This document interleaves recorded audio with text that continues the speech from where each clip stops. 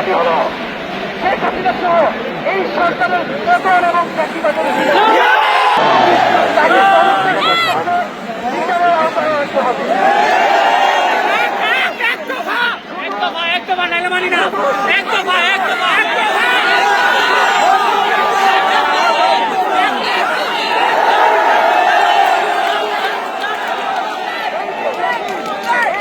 জাতিবাদী শাসন ব্যবস্থা এটাকে বিরোধ করতে হবে।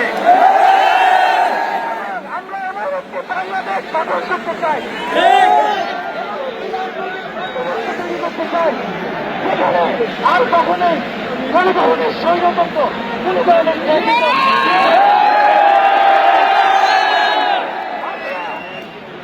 একটা উদ্দেশ্যে আমাদের একটা দাবি হল শেখ হাসিনা সহ এই সরকারের পতন এবং চাকরিবাদের